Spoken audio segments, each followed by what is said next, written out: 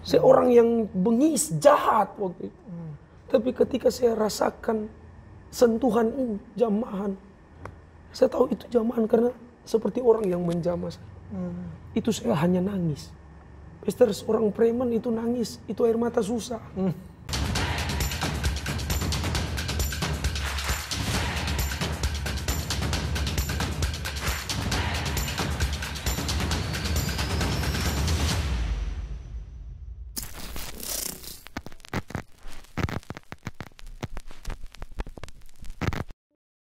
Ya, kembali lagi dalam program Obrolan Dewasa pada hari ini, di mana hari ini kita kedatangan sebuah tamu spesial, seorang yang sangat spesial yang hadir pada hari ini, di mana orang ini atau sosok ini adalah orang yang mempunyai sebuah masa lalu yang kelam dan Tuhan panggil, Tuhan temukan, dan sekarang menjadi seorang pelayan Tuhan yang luar biasa.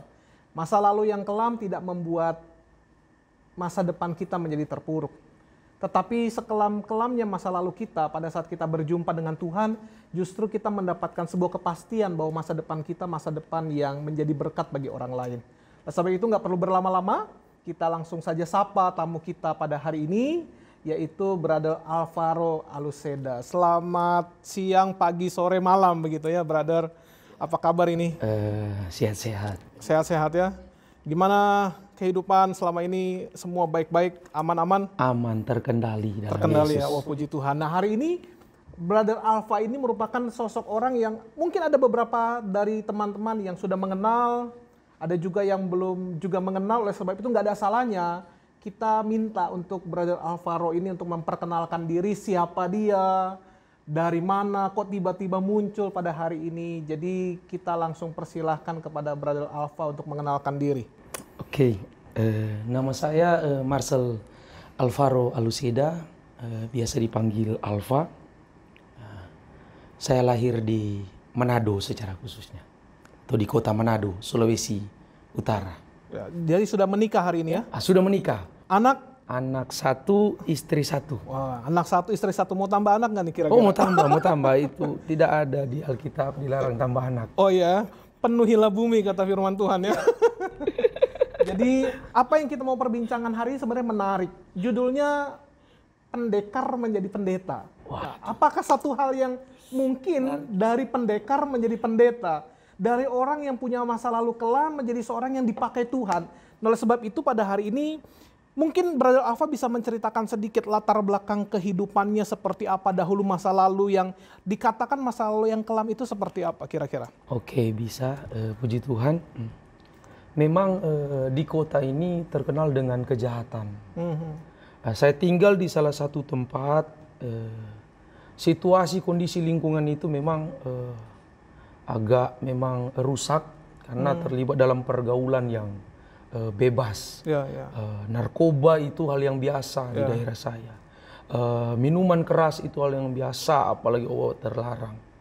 Di situ saya terjerumus dalam pergaulan bebas karena saya ingin mencari jati diri saya secara pribadi. Kenapa saya tidak temukan jati diri? Karena saya hilang figur orang tua, hilang figur seorang bapak. Karena waktu itu umur saya 10 tahun dia sudah tinggalkan saya atau meninggal. Dia tinggalkan saya, jadi secara pribadi saya hilang figur.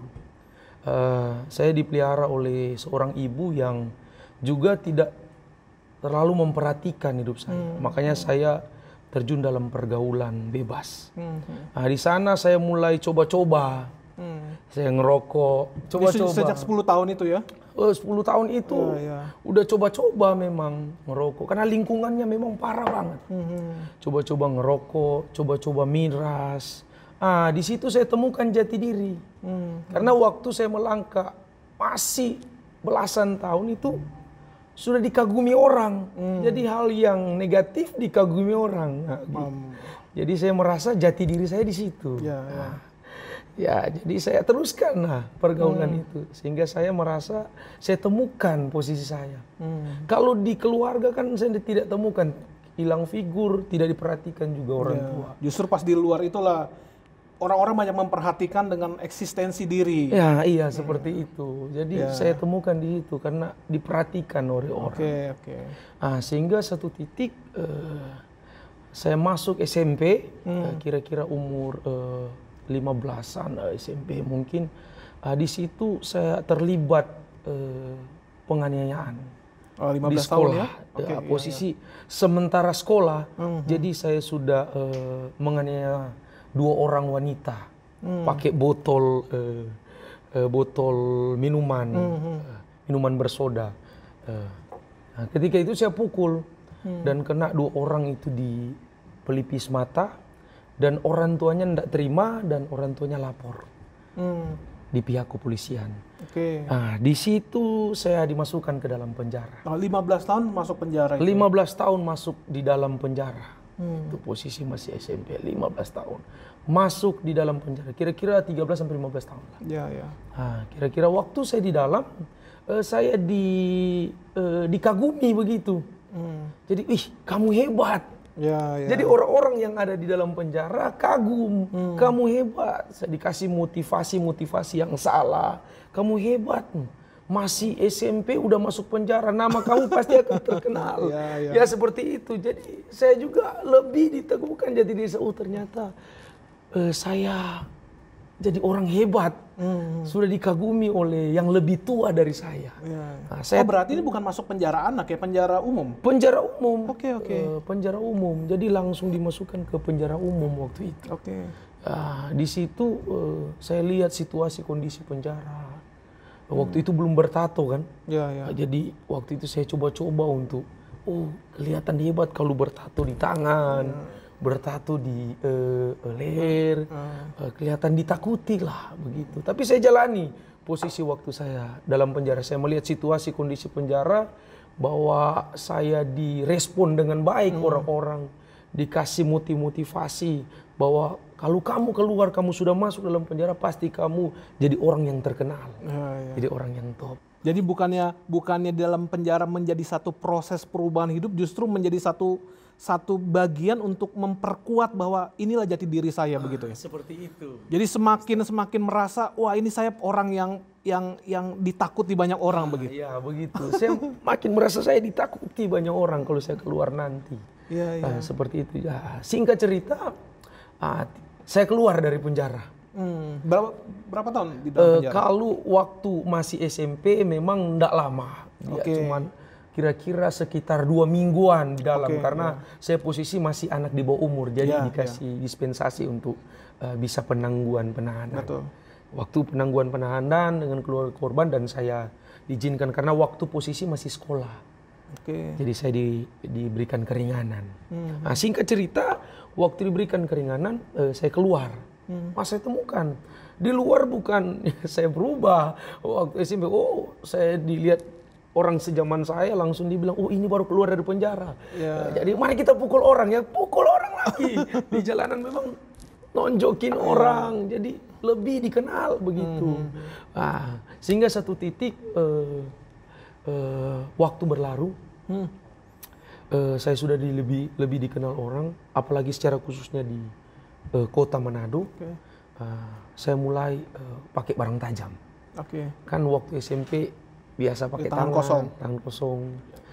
Saya mulai pakai barang tajam, buat panah wire, panah busur kalau dikatakan, buat pisau, juga buat samurai.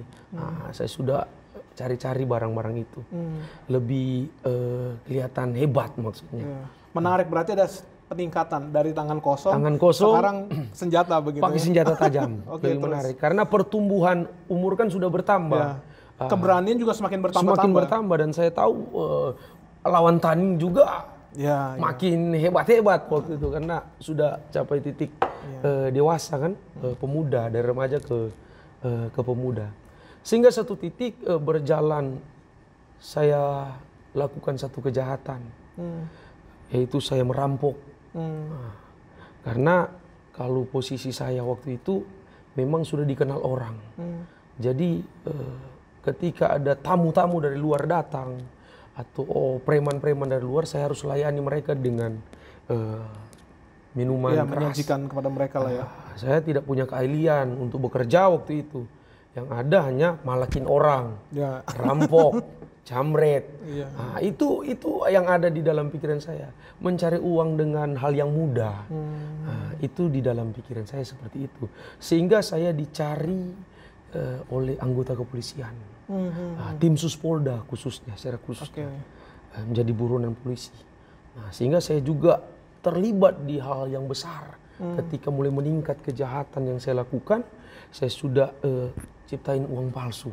Oh, ciptain uang palsu uang juga palsu, ya? uang palsu. Wah, saya kerja sama ada salah satu teman.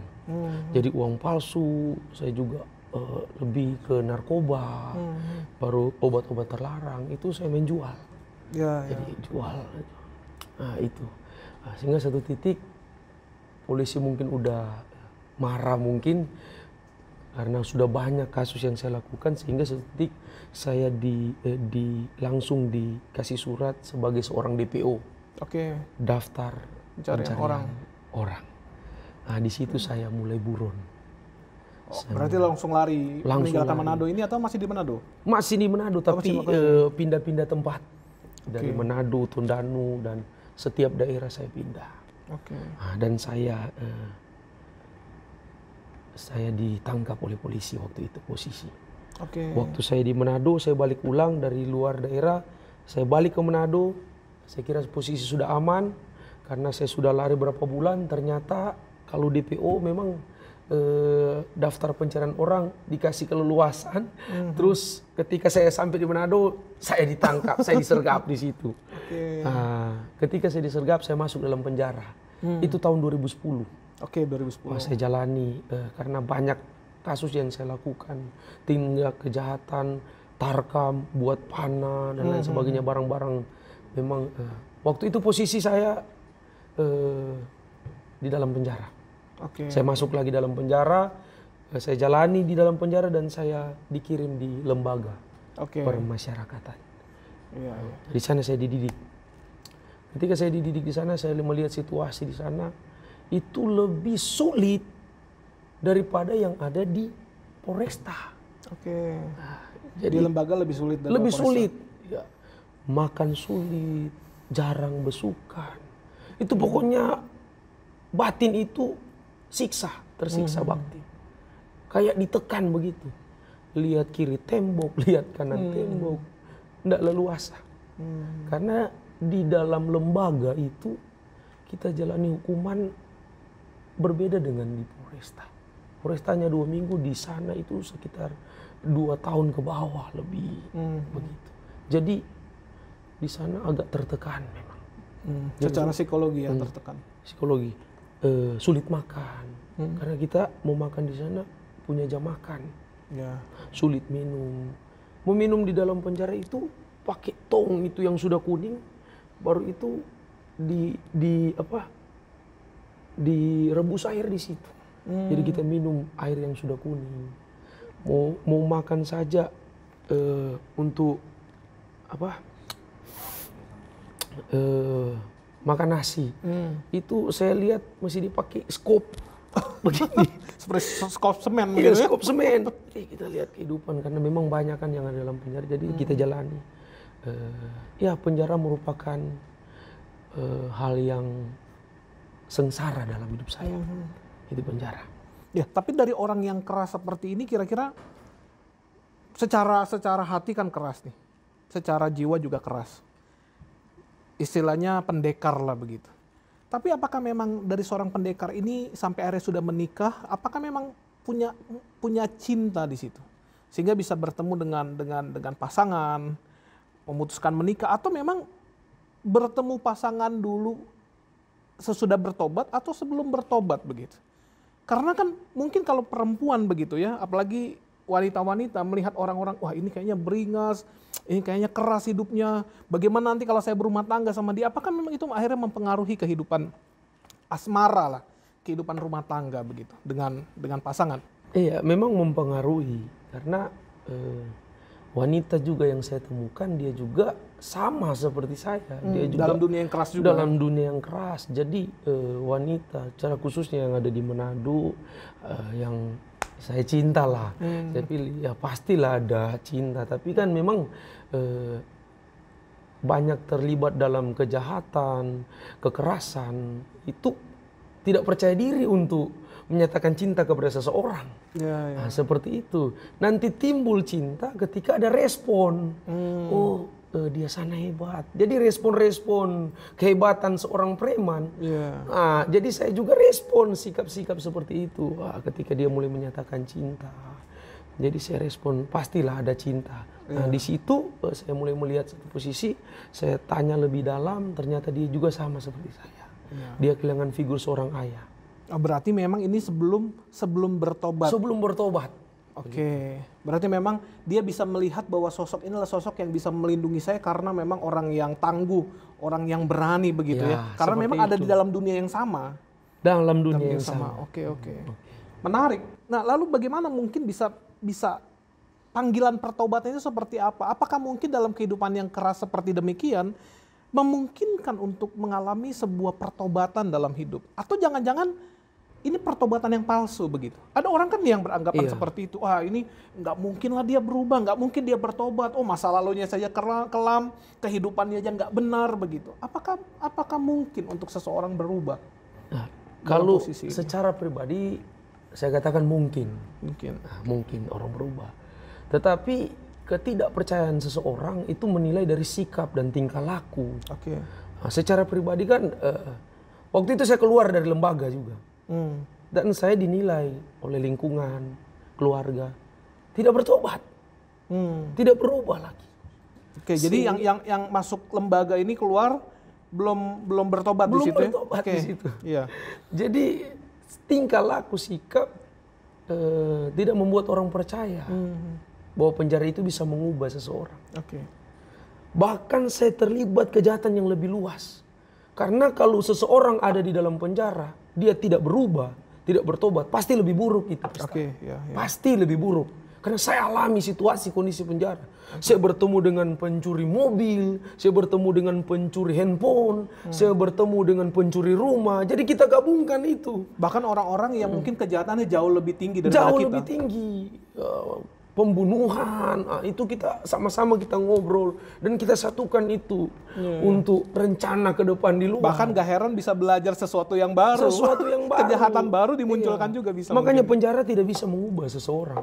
Ketika saya keluar, itu saya posisi buron lagi, terlibat dalam kasus yang sama. DPO lagi saya dicari sama polisi, khususnya tim sus yang ada di Kota Manado, tim sus Polda. Nah, sehingga dari Manado, ini posisi saya. Waktu itu di Manado, ketakutan, kekhawatiran. Karena waktu itu saya memang langsung diturunkan surat, perintah tembak di tempat. Dan saya bilang waktu itu sama pacar saya bilang saya mau lari. Waktu itu saya berhubungan dengan seorang wanita. Itu saya katakan tadi. Ini belum menikah ya? Belum masih menikah. Pacar. Saya lari di sana. Saya lari di Ternate. Dari Ternate saya kerjakan istri sebagai seorang wanita malam, seorang wanita, pacar saya. Saya kerjakan sebagai wanita malam atau penari striptis. Nah, waktu saya kerjakan, saya terima uang dari situ. Saya kumpulin uang dan saya menikah. Pakai uang yang hasil uang haram itu. Uang haram, bisa dikatakan seperti itu. Pakai uang haram, katakan seperti itu. Waktu itu saya menikah. Saya balik lagi ke Manado, lagi DPO. Jadi saya nikah belum dicabut, DPO-nya itu masih berlaku. Masih berlaku. Saya nikah bukan di Manado. Saya pergi di salah satu daerah dan saya diberkati di salah satu daerah. Tetap DPO berjalan. Waktu saya diberkati, selesai diberkati, saya langsung lari ke Jakarta. Buron ke Jakarta. Di Jakarta saya kerjakan pacar saya sebagai wanita malam. Masih dikerjakan begitu ya? Istri. Karena sudah menikah. Sudah menikah, begitu. Sebagai wanita malam atau penari striptis. Seperti itu. Di Jakarta juga saya buron. Saya jalani kehidupan yang di Jakarta. Memang kehidupan yang memang buntu. Tidak ada tujuan, tidak ada arah waktu itu.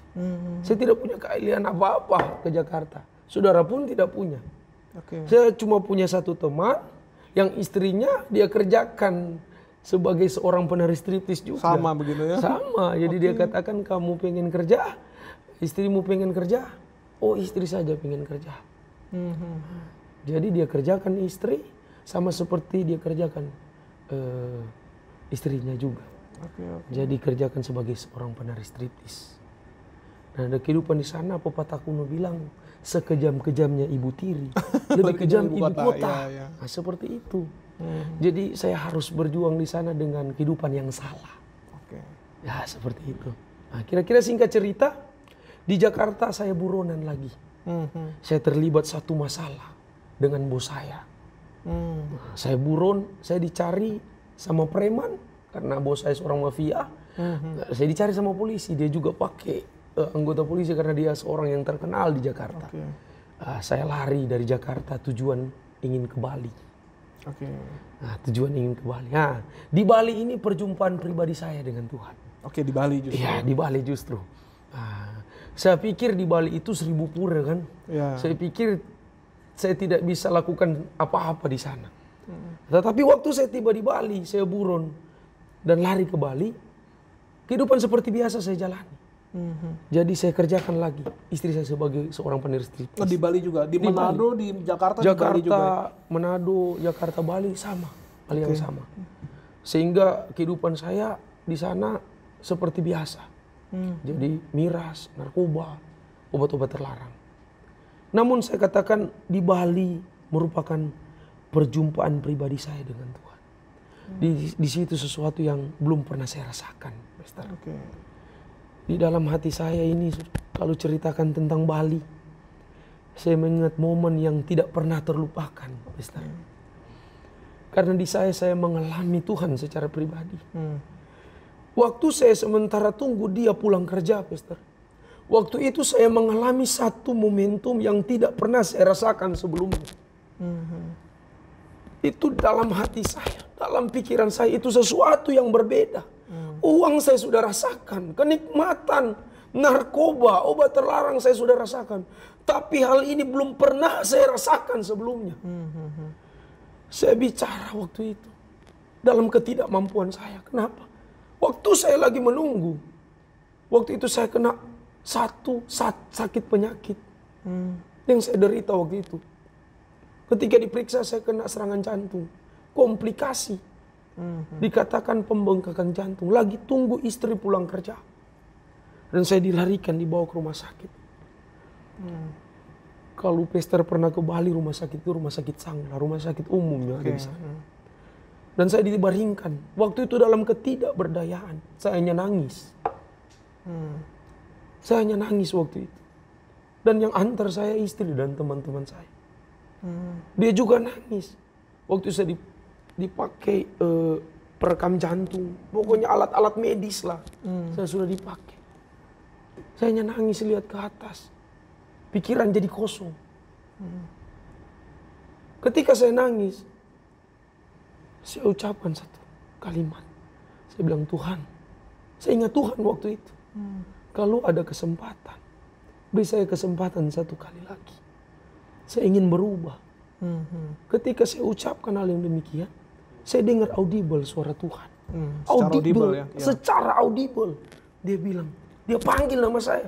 Bayangkan, waktu itu belum pernah saya alami, saya rasakan, saya katakan tadi. Dia bilang, Alfa, cari aku maka kamu akan hidup. Saya kaget waktu itu. Saya lihat kiri, lihat kanan, tidak ada orang. Tapi suara ini mendorong iman saya. Suara ini menguatkan saya artinya. Saya bangkit dari tempat tidur. Dan dokter bilang jangan dulu ada kegerakan apapun. Waktu itu saya hanya dengar suara itu dan suara itu membuat saya kuat. Istri juga kaget waktu itu. Kenapa? Saya langsung ngomong saya mau cari Tuhan. Istri nggak ngerti cari Tuhan di mana karena dia kan Muslim. Dia orang yang tidak percaya. Saya bilang saya tahu cari Tuhan ke gereja. Bawa saya sekarang ke gereja bukan di sini. Padahal saya sudah di ronsen, saya sudah dipakai alat, saya berdiri waktu itu. Kayak ada kekuatan yang mendorong saya untuk berdiri. Dan waktu itu saya diantar oleh salah seorang pendeta atau hamba Tuhan. Untuk ke gereja ya? Untuk ke gereja. Saya suruh cari Tuhan dan dia bawa salah satu gereja. Ya. Dan saya didoakan di sana, singkat cerita. Ketika saya didoakan di sana, saya mengalami sesuatu yang berbeda. Saya merasakan ada seperti orang yang menjamah saya. Itu dari kepala. Seperti orang yang melawat saya. Pastor begini, saya ini orang yang keras. Tapi waktu saya rasakan itu air mata jatuh. Saya orang yang bengis, jahat waktu itu. Tapi ketika saya rasakan sentuhan ini, jamahan, saya tahu itu jamahan karena seperti orang yang menjamah saya. Itu saya hanya nangis. Pastor, seorang preman itu nangis, itu air mata susah. Iya, karena kita kehidupan keras, tapi hal ini membuat saya nangis. Hati saya itu nggak bisa ngomong lagi, hanya teriak, Tuhan tolong, Tuhan terima kasih. Tuhan. Seperti itu. Sentuhan kasih Tuhan. Sentuhan kasih Tuhan. Ya. Itu belum pernah saya rasakan seumur hidup saya. Makanya ketika kena sentuhan Tuhan itu, kasih Tuhan, saya langsung komitmen. Saya respon itu. Saya langsung bilang, saya mau tinggalkan semua. Narkoba, obat terlarang, miras, pergaulan bebas, judi. Saya mau tinggalkan semua. Bahkan istri saya yang masih kerja waktu itu, saya suruh berhenti. Saya bilang, berhenti. Karena saya sudah jamah waktu itu dan dilawat Tuhan. Waktu itu, saya langsung bilang sama istri. Saya bilang, saya mau berubah. Saya mau bertobat. Istri mungkin kaget pada saat mendengar itu. Kaget waktu itu. Dia kaget. Dia kurang percaya mungkin. Tapi dorongan ini membuat saya mengerti. Membuat saya sadar. Saya mulai melangkah. Jadi saya sudah berhenti kerja istri sebagai penari striptis. Saya berhenti jadi seorang preman. Saya lepaskan setiap kejahatan-kejahatan yang saya lakukan. Narkoba dan lain sebagainya. Dan saya mulai jadi tukang cuci piring pesta di Bali. Saya berjuang di Bali. Mungkin orang lain tertawa atau menertawakan saya secara pribadi. Tapi saya berjuang. Istilah dulu punya apapun bisa dimiliki. Apapun bisa dimiliki. Sekarang harus mulai lagi dari nol, dari awal. Saya harus berjuang jadi tukang cuci piring. Ya. Dan saya mulai diangkat jadi koki. Dari tukang cuci piring jadi koki. Saya mulai berjuang dan luar biasa penyertaan Tuhan. Tuhan Yesus Kristus mengubah segala-galanya. Amin. Itu yang menjadi satu titik balik. Titik balik. Jadi yang bisa mengubah Tuhan. Kita nggak bisa mengubah manusia, tapi Tuhan yang mengubah manusia. Penjara nggak bisa mengubah. Manusia nggak bisa mengubah manusia. Tapi Tuhan Yesus Kristus, Dia bisa mengubah siapapun. Orang yang keras bisa menjadi lembut lagi. Bisa menjadi lembut. Yang tadinya air mata mungkin diharamkan untuk menangis, sekarang bisa menangis di hadapan Tuhan. Sekarang bisa menangis di hadapan Tuhan. Itu luar biasa ya. Makanya ada orang-orang yang berpandangan mungkin nggak bisa berubah, sulit orang berubah. Dalam kehidupan yang keras, masa lalu yang kelam, kayaknya diragukan untuk berubah. Tetapi brother merasakan sendiri, bisa membuktikan sendiri bahwa kekerasan di masa lalu bisa berubah pada saat mengalami perjumpaan dengan Tuhan. Ya? Iya. Ya. Bisa berubah ketika orang itu berjumpa dengan Tuhan. Ya. Nah, perubahan itu memang dari tingkah laku. Tidak bisa orang katakan berubah, terus hanya di perkataan saja saya berubah.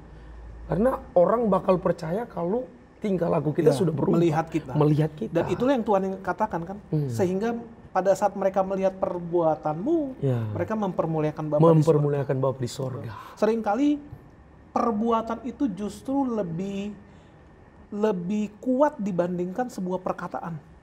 Iya. Pesan yang kita sampaikan oleh perbuatan itu justru lebih kuat dibandingkan perkataan kita. Dan memang itu menjadi sesuatu hal yang penting bagi setiap kita sebagai orang percaya. Menginjil itu nggak harus pakai mulut. Ya. Menginjil pakai perbuatan. Perbuatan itu. Ya. Jadi tingkah laku kita itu dipandang orang, apalagi kita disebut orang Kristen. Nah, seperti itu.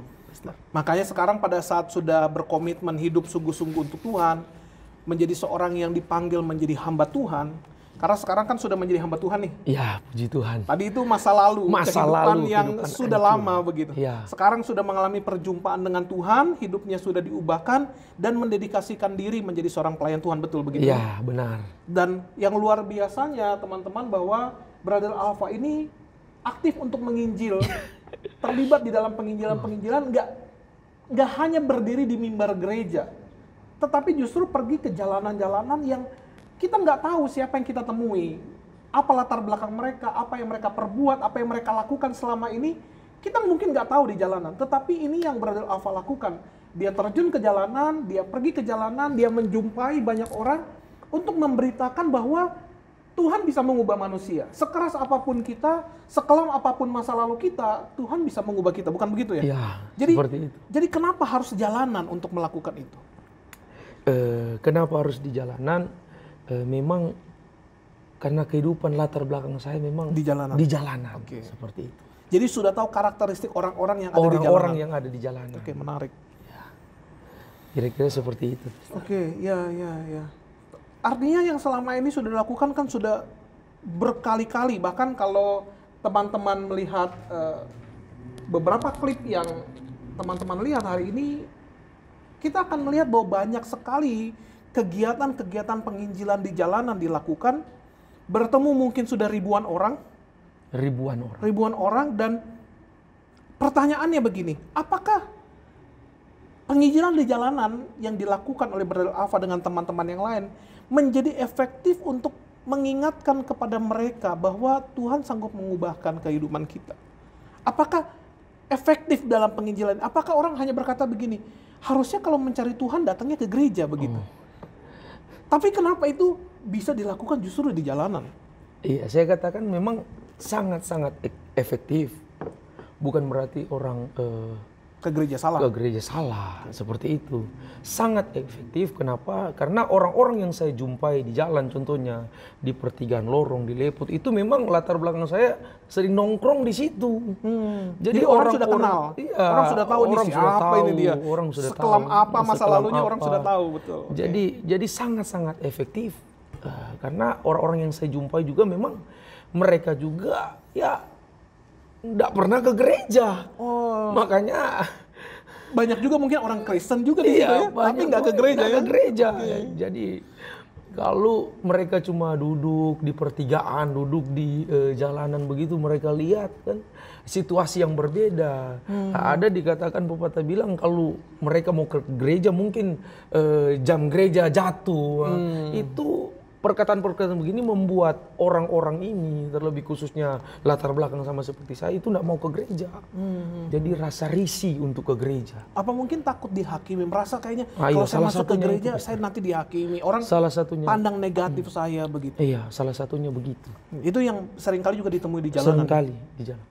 Makanya yang luar biasa sebenarnya apa yang Brother Alpha lakukan seperti apa yang Yesus juga lakukan. Iya. Dia tidak merasa risih untuk bertamu ke rumah orang berdosa, ke pemungut cukai. Itu yang Yesus lakukan begitu ya? Iya, seperti itu. Ya, menarik. Makanya saya cuma ambil teladan apa yang Yesus lakukan.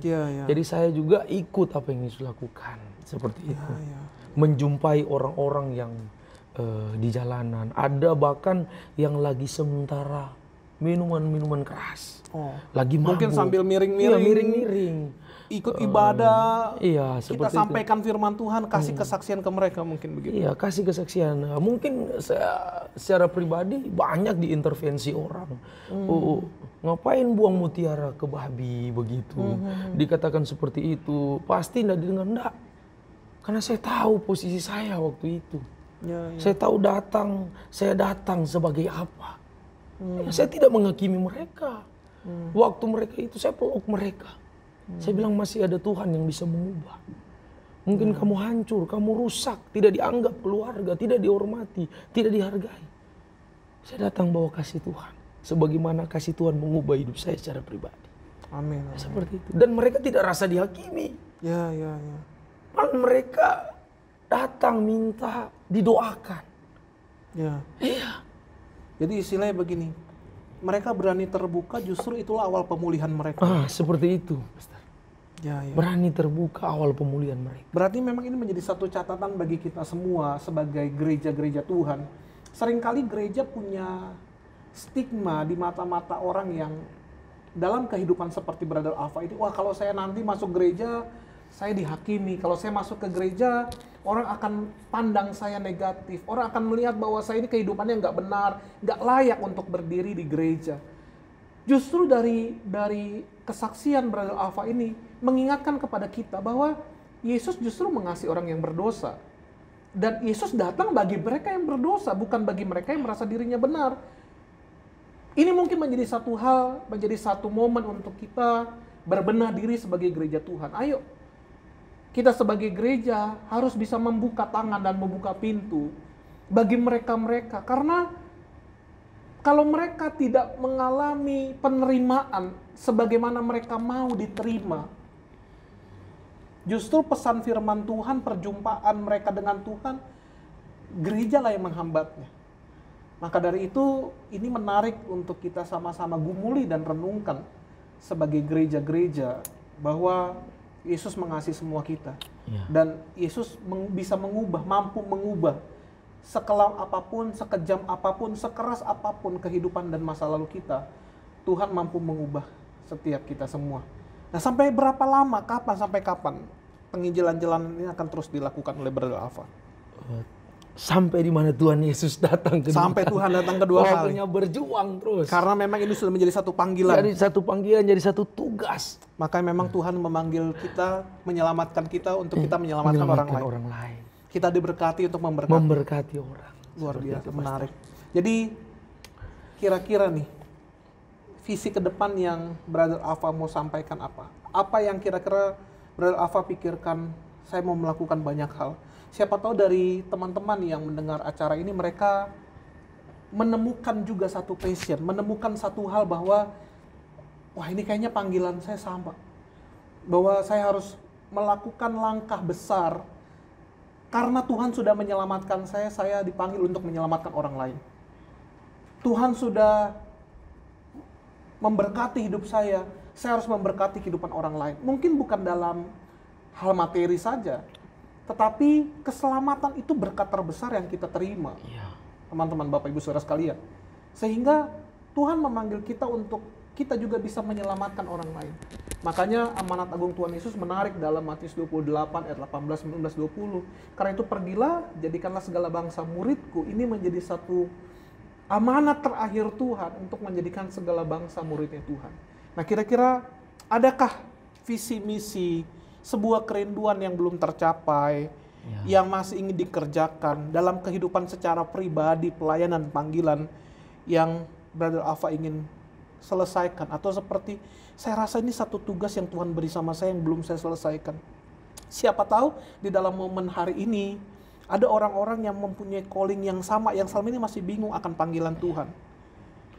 Sehingga pada saat melihat acara ini, mengikuti acara ini, mereka diteguhkan bahwa saya harus melakukan ini. Kira-kira apa yang disampaikan? Oke. Memang secara pribadi saya sudah komitmen dengan Tuhan untuk visi misi ke depan. Saya harus jadi jawaban bagi semua orang. Terutama orang yang hancur, rusak, kehilangan pekerjaan. Seperti saya ingin lakukan atau membuat rumah singgah. Rumah singgah. Nah, untuk anak-anak yang ditinggalkan. Apalagi yang tadi kehilangan kasih Bapa, kasih orang tua. Seperti itu. Anak-anak seperti saya juga yang rusak, hancur, yang terlibat di dalam berbagai problem lah kehidupan. Karena mereka butuh jawaban. Nah, kita sebagai orang yang sudah diubahkan Tuhan, saya secara pribadi ingin menjadi jawaban bagi mereka. Ingin menjadi jawaban dengan ingin menyediakan satu tempat atau rumah singgah. Di situ juga saya akan kasih mereka satu pekerjaan atau keterampilan yang membuat cara berpikir mereka diubah juga. Seperti itu. Ya, seperti jadi itu. Kira-kira seperti itu ya. Jadi menarik, ini yang menjadi satu visi atau panggilan. di mana kita boleh menyaksikan Brother Alpha dulu dalam kehidupan yang keras, kehidupan yang hidup penuh dengan dosa, tetapi Tuhan bisa ubah menjadi seorang hamba Tuhan. Saya mengutip perkataan dari Paulus. Paulus berkata begini, dari semua manusia yang pernah hidup, akulah yang paling berdosa. Itu kata Paulus. Bayangkan orang yang paling berdosa di dunia ini saja bisa berubah. Bahkan bisa Tuhan pakai menjadi kepanjangan dan alat bagi kemuliaan nama Tuhan, apalagi setiap kita. Sekeras apapun kehidupan kita, sekelam apapun masa lalu kita, seburuk apapun perlakuan orang tua kita sekalipun, mungkin perlakuan keluarga kita, perlakuan orang-orang di sekitar kita, ingat, Tuhan datang mengasihi setiap kita. Dia rela mati, Dia rela menyerahkan hidupnya bagi kita. Dia mau memberikan kasih-Nya kepada kita. Sehingga pada saat kita hari ini mengalami sebuah perjumpaan dengan Tuhan, maka saya percaya kehidupan kita juga pasti akan bisa berubah. Bahkan bukan hanya sekedar berubah, kehidupan kita bisa menjadi berkat bagi orang lain. Nah, apa yang kita bicarakan hari ini, kami berharap bisa memberkati, dapat memberkati setiap Bapak Ibu, saudara sekalian yang melihat, mendengar, dan menyaksikan.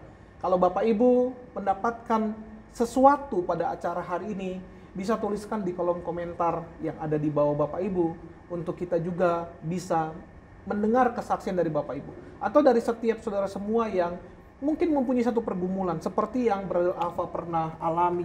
Saya nggak bisa lepas, saya nggak bisa keluar dari kehidupan lama saya nggak bisa, seakan-akan ini mengikat saya.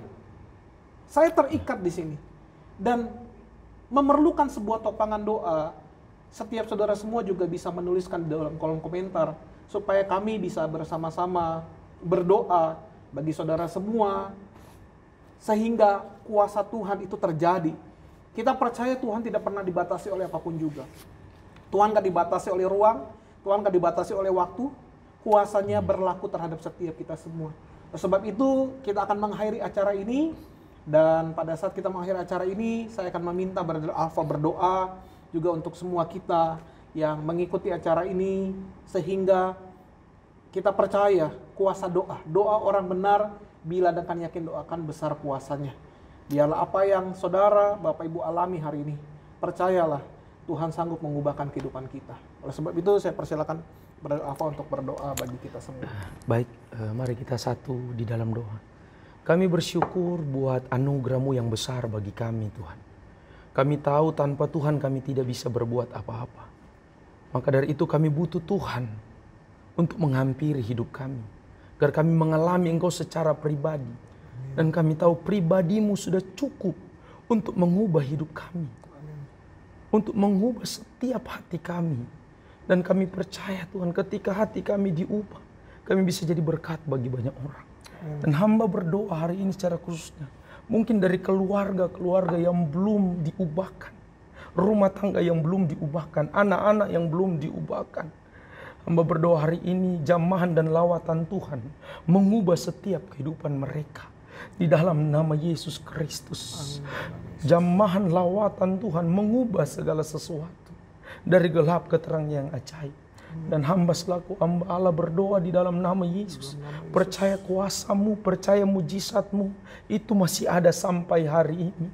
Di dalam nama Yesus, karena Engkau tetap sama dulu, sekarang, dan sampai selama-lamanya. Berikan jalan keluar Tuhan di dalam nama Yesus Kristus.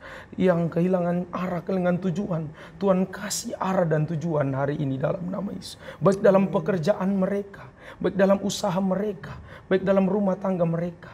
Hamba berdoa campur tangan Tuhan dinyatakan di dalam hidup mereka. Yang lemah Tuhan kuatkan, yang sakit Tuhan sembuhkan hari ini. Dan hamba serahkan semua ke dalam tangan Tuhan yang hidup, biar mereka jadi berkat bagi banyak orang. Dalam nama Yesus berdoa. Haleluya. Amin. Oke, terima kasih Brother Alpha. Sama-sama. Tuhan Yesus memberkati kita semua. Luar biasa. Saya Tania. Dan saya Cila. Jangan lupa subscribe YouTube channel His Grace Church. Dan juga like, comment, and share. Gratis loh!